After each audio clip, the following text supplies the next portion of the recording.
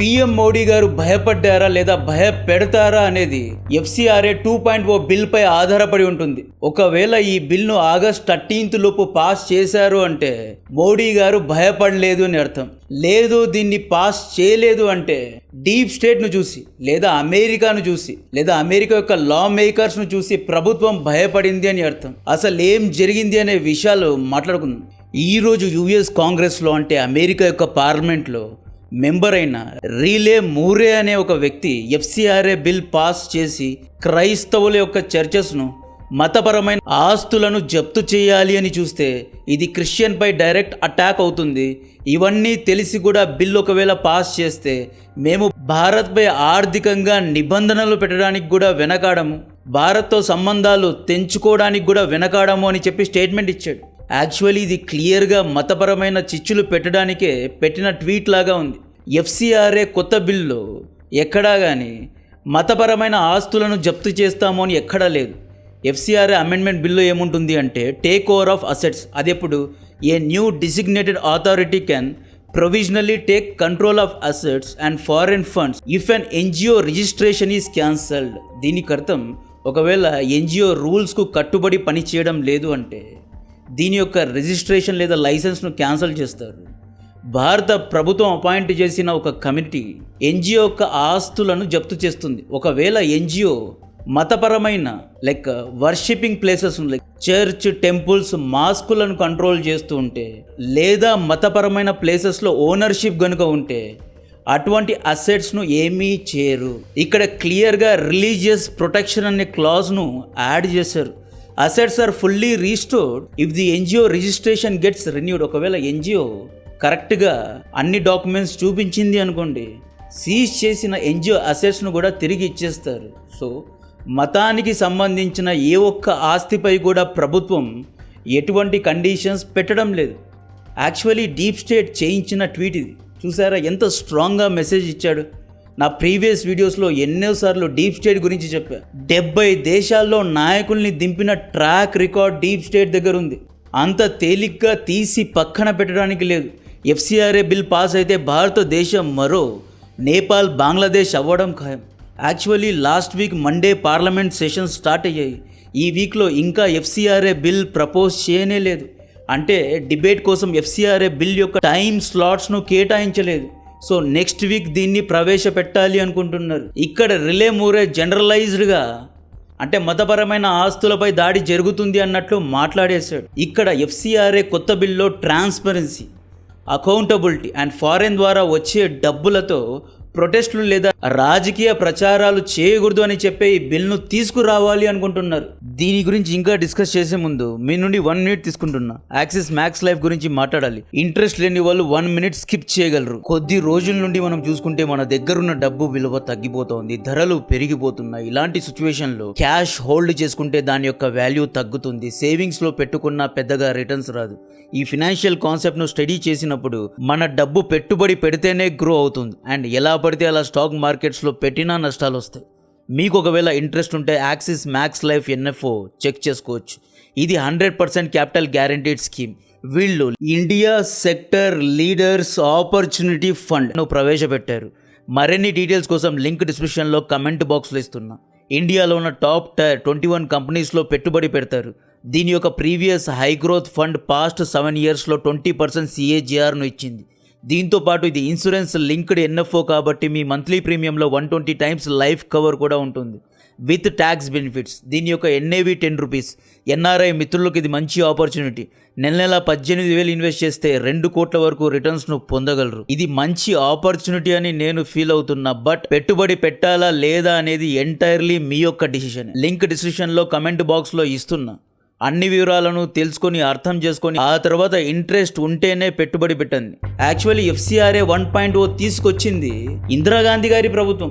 ఎందుకు తీసుకొచ్చారు అంటే 1970లో అమెరికా లోపలున్న మీడియా CIA పై కొన్ని ఆరోపణలు చేసింది. ఫిడెల్ క్యాస్ట్రోను, ప్రెసిడెంట్ జెరాల్డ్ ఫోర్డ్ను, లాల్ బహదూర్ శాస్త్రిను, సౌత్ కొరియా యొక్క జనరల్ జీన్ స్నైడర్ను ఇలా పెద్ద వాళ్ళని చంపడానికి CBI, FBI 100 కోట్లు ఖర్చు పెట్టింది అని చెప్పి ఎన్నో ఆరోపణలు వచ్చాయి. 1964లో అప్పటి ప్రెసిడెంట్ జాన్ ఎఫ్ కెనడీను కూడా సిఏఏనే చంపేసింది. విదేశీ లీడర్స్ను చంపుతున్నారు, ప్రభుత్వాలను కూలుస్తున్నారు అని చెప్పి యుఎస్ఏ సెనేట్లో కూర్చున్న ఫ్రాంక్ చర్చ్ అనే ఒక వ్యక్తి, ఈయన ఆధ్వర్యంలో చర్చ్ కమిటీ అని కొంతమంది కూర్చొని ఇన్వెస్టిగేట్ చేస్తే సిఐఏ యాక్చువల్లీ ఇతర దేశాల రాజకీయాలను ప్రభావితం చేయడానికి అప్పట్లోనే వేల కోట్లు ఖర్చు పెడుతోంది అన్న విషయం తెలిసింది. ఈ కమిటీ ఇచ్చిన రిపోర్ట్ తర్వాతే ఇందిరాగాంధీ గారు జాగ్రత్త పడుతూ ఇండియాలో ఉన్న ఎన్జిఓలపై FCRA 1.4 రిస్ట్రిక్షన్స్ను తీసుకొచ్చింది అన్నమాట. 1976 కంటే ముందు ఇండియాలో ఎవరు పడితే వాళ్ళు ఎంత పడితే అంత డబ్బును ఎన్జిఓలకు ఇచ్చేవారు. ఇందిరాగాంధీ గారు వచ్చిన తర్వాతే అంటే ఇంతే డబ్బు ఇవ్వాలి, ఇంత డబ్బు ఎక్కడి నుండి వస్తోంది అని కొన్ని చిన్న రూల్స్ పెట్టారు. ఇప్పుడు FCRA 2.0లో ఈ రూల్స్నే ఇంకా స్ట్రాంగ్గా పెట్టబోతున్నారు అనమాట. యాక్చువల్లీ FCRA 2.0 ఎందుకు అంటే డొనాల్డ్ ట్రంప్ రీసెంట్గా ఇండియాలో ప్రభుత్వాన్ని మార్చడానికి USA $21 మిలియన్ ఖర్చు పెట్టింది అనే ఒక స్టేట్మెంట్ ఇచ్చాడు. మార్చ్ 13 మాథ్యూ వ్యాండిక్ మియాన్మార్లో ఉన్న మిలిటరీ జుంటకు మణిపూర్లో ఉన్న గ్రూప్స్కు డ్రోన్ ట్రైనింగ్ ఇస్తూ పట్టుబడ్డాడు. మాథ్యూ వ్యాండాక్ అండ్ హిస్ గ్యాంగ్ యొక్క లొకేషన్ ఇచ్చింది రష్యానే. మార్చ్ 25 FCRA కొత్త బిల్లును ప్రతిపాదించారు. అంటే వ్యాండాక్ను విచారిస్తే మేబీ వ్యాండాక్ పలానా ఎన్జిఓ సపోర్ట్ చేస్తేనే ఇక్కడి వరకు వచ్చాను అని చెప్పి ఉండవచ్చు, వీ డోంట్ నో. బట్ వ్యాండాక్ అండ్ FCRA 2.0 కొత్త బిల్కు ఏదో ఒక లింక్ అయితే ఉంది. చైనా FCRA రూల్స్ను చాలా స్ట్రిక్ట్గా పెట్టింది. చైనా వాదన ఏంటి అంటే USA నుండి చైనాలో ఉన్న ఎన్జిఓలకు డబ్బులు అందుతున్నాయి. ఈ ఎన్జిఓలు చైనా ప్రభుత్వానికి వ్యతిరేకంగా హాంకాంగ్ వంటి ఏరియాస్లో ప్రొటెస్టులు చేయిస్తున్నారు, లేదా అమెరికా దేశ హితం కోసమే ఈ ఎన్జిఓలు పనిచేస్తున్నాయి. యాక్చువల్లీ చైనాలో సాఫ్ట్ పవర్ను పెంచుకోవడానికే సిఏఏ ఫ్రీగా ఎన్జిఓలకు డబ్బులు పంపుతోంది అన్నట్లు చైనా కలర్ రెవల్యూషన్ను బూచిగా చూపిస్తూ చైనా లోపల ఉన్న ఎన్నో ఎన్జిఓలను క్యాన్సిల్ చేసింది. చైనా పద్ధతిని ఫాలో అవుతూనే మనం చాలా లేటుగా FCRA కొత్త అమెండ్మెంట్స్ తీసుకొచ్చాం. FCRA రూల్స్లో ఎన్జిఓలపై దాడి జరుగుతుంది, అది కూడా ఇల్లీగల్ ఎన్జిఓలపై దాడి జరుగుతుంది తప్ప మతపరమైన ప్లేసెస్ను ఎవరే కానీ జప్తు చేయరు. చైనా బూచిగా చూపించిన కలర్ రెవల్యూషన్ అంటే ఏంటి అంటే చాలా సింపుల్గా చెప్తా. 2003లో జార్జియాలో రోజ్ రెవల్యూషన్ జరిగింది. రోజ్ విప్లవం అన్నమాట. అంటే జార్జియాలో అప్పట్లో ఎలక్షన్స్లో రిగ్గింగ్ జరిగింది, ఓటు చోరీ జరిగింది అని చెప్పి ప్రెసిడెంట్ ఎడ్వర్డ్ షెవ్రాన్జీ నువ్వు రిజైన్ చేసేలా చేశారు. అప్పట్లో ఏమని చర్చించుకునేవారు అంటే జార్జియాలో ఉన్న సివిల్ సొసైటీస్, ఎన్జిఓస్ ద్వారా కొంతమంది సపోర్టర్స్ను, లోకల్స్ను రెచ్చగొట్టి రోజ్ రెవల్యూషన్ను తీసుకొచ్చారు. ఆ తర్వాత ఈ జార్జియా ప్రెసిడెంట్ను గద్దె నుండి దింపేశారు అని చెప్పి ఆరోపించింది ఎవరు? రష్యా, చైనా దేశాలే ఆరోపించాయి. ఆరెంజ్ రెవల్యూషన్ యుక్రెయిన్లో 2004లో జరిగింది. ఏమైంది అంటే ప్రెసిడెంట్ ఎలక్షన్స్లో ఫ్రాడ్ జరిగింది అని చెప్పి లక్షల్లో ప్రొటెస్టర్స్ సడన్గా వచ్చేసారు. యుక్రెయిన్ సుప్రీంకోర్టు రంగంలో దిగాల్సి వచ్చింది. ఓటింగ్లో డిస్ప్యూట్ జరిగింది, ఓటు చోరీ జరిగింది అని చెప్పి విక్టర్ యషిషెంకోను తీసి పడేశారు. ఎందుకు దీని గురించి డిస్కస్ చేస్తున్నాము అంటే రష్యా, చైనా యొక్క ఆరోపణ ఏంటయా అంటే అమెరికన్ ఎన్జిఓస్ యుక్రెయిన్లో ఎంతో డబ్బును ఫండింగ్ చేసి సపోర్టర్స్ అండ్ సోషల్ మీడియా ద్వారా ఫారెన్ అసిస్టెన్స్ ఇచ్చేసి సుప్రీంకోర్టు ద్వారా ఒత్తిడి పెట్టి ప్రభుత్వాన్ని కూల్చారు అని. దీన్నే ఆరెంజ్ రెవల్యూషన్ అంటారు. అంటే డీప్ స్టేట్ ఇతర దేశాల్లో ఉన్న ఎన్జిఓలకు, సివిల్ సొసైటీ గ్రూప్స్కు అండ్ ముఖ్యంగా లా మేకర్స్కు కూడా ఫండింగ్ చేస్తూ ఉంటుంది. అరబ్ స్ప్రింగ్ గురించి మీకు తెలిసింది. అరబ్ స్ప్రింగ్ గురించి మాట్లాడితే రెస్ట్రిక్షన్స్ వస్తాయి. ఫస్ట్ తునిషియాలో ఒక వెజిటేబుల్ వెండర్ ఉంటారు కదా, రోడ్లో వెజిటేబుల్స్ అమ్మే వ్యక్తి, ఫ్రూట్ వెండర్, తునిషియాలో జాబ్ ఆపర్చునిటీస్ లేవు అని చెప్పి ఆత్మహత్య చేసుకుని చనిపోయాడు. ఆ తర్వాత తునిషియాలో పెద్ద ఎత్తున విప్లవం జరిగింది.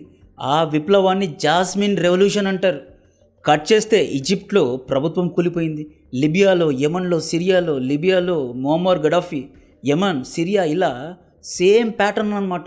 జాబ్స్ లేవు, నిరుద్యోగం ఉంది, ప్రభుత్వం అణిచివేస్తోంది అని చెప్పి అన్ని చోట్ల ప్రొటెస్టులు జరిగాయి. ఈ ప్రొటెస్ట్ కూడా సిఏఏనే చేయించింది అని చెప్పి ఇప్పటికీ ఖతర్, సౌదీ, యుఏఈ రాజులు అమెరికాను చూసి భయపడుతూ ఉంటారు బికాజ్ ఆఫ్ అరబ్ స్ప్రింగ్. ఒకవేళ ఈ రాజులు గట్టిగా వచ్చేసి అమెరికా నీకెంత దమ్ముంటే గల్ఫ్ రాజకీయాలను శాసిస్తున్నావు, నీకెంత దమ్ముంటే నువ్వు చెప్పిన డాలర్తోనే మేమెందుకు ఆయిల్ను అమ్మాలి, నువ్వు ఎందుకు ఇక్కడి రాజకీయాలను శాసిస్తున్నావు అని చెప్పి అరబ్ రాజులు ఒకవేళ అమెరికాను నిందించారే అనుకోండి, నెక్స్ట్ మిగతా గల్ఫ్ దేశాల్లో కూడా జాస్మిన్ రెవల్యూషన్ చేయిస్తారు. కాబట్టి అందరూ భయపడుతూ ఉంటారు. నెక్స్ట్ బంగ్లాదేశ్లో షేక్ హసీనా సెయింట్ మార్టిన్ దీవులు ఇవ్వలేదు అని చెప్పి ఆవిడ్ని గెంటేశారు. నేపాల్లో సోషల్ మీడియాపై బ్యాన్ విధించారు అని చెప్పి కేపీ ఓలీను గెంటేశారు. ఇప్పుడు ఇండియాలో కూడా ఇలాగే చేయాలి అని ప్లానింగ్ జరుగుతోంది అన్న విషయం ప్రభుత్వానికి తెలుసు. సో దానికి కౌంటర్ ఇవ్వడానికి FCRA 2.0 బిల్ను ప్రపోజ్ చేయడం జరిగింది. అయితే ఈ బిల్ను పాస్ చేస్తే మీతో సంబంధాలు తెంచుకుంటాము అని చెప్పి USA కాంగ్రెస్ ఇప్పుడు బెదిరిస్తున్నాడు. అంటే డైరెక్ట్గా వార్నింగ్ ఇస్తున్నాడు. ఇది డీప్ స్టేట్ ఇచ్చిన వార్నింగ్ అనుకోవచ్చు.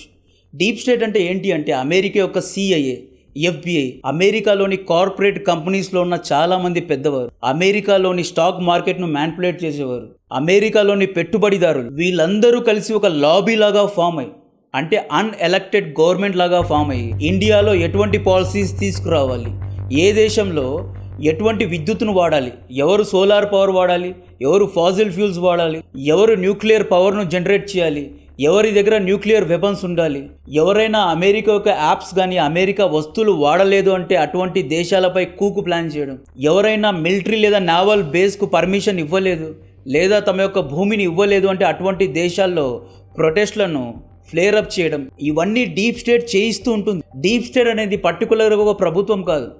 అంటే మనకు తెలియకుండా మనం ఏం చేయాలి, ఎలా ఉండాలి, ఎవరితో కలవాలి, ఏం కొనాలి, ఏం తినాలి అని డిసైడ్ చేసేదే డీప్ స్టేట్.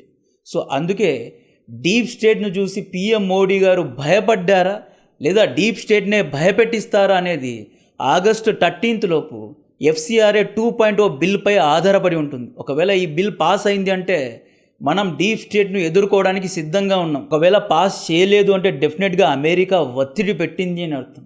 ఈ బిల్ కనుక పాస్ అయితే ఇండియాలో నేపాల్, బంగ్లాదేశ్ తరహాలో ప్రొటెస్ట్ జరగడం 1000% కన్ఫామ్గా జరుగుతుంది. కాంటెంట్ నచ్చితే వీడియోను లైక్ చేయండి, ఛానల్ను సబ్స్క్రైబ్ చేసి అందరికీ షేర్ చేయండి. జై హింద్. నేను ఇంతకు ముందు చెప్పినట్లు axis Max Life NFO India sectors leaders opportunities ఫండ్ను ప్రవేశపెట్టడం జరిగింది. ఎవరికైతే ఇంట్రెస్ట్ ఉందో దీంట్లో ఫ్యూచర్ గ్రోత్ కోసం పెట్టుబడి పెట్టొచ్చు. ఇది మంచి ఆపర్చునిటీ అని నేను ఫీల్ అవుతున్నా. బట్ డిసిషన్ ఎంటైర్లీ మీదే. దీని యొక్క లింక్ డిస్క్రిప్షన్లో కమెంట్ బాక్స్లో ఇస్తున్నా. ఒకవేళ ఇంట్రెస్ట్ ఉంటే చూడగలరు. ఇంకా కొద్ది రోజులు మాత్రమే NFO ఉంటుంది.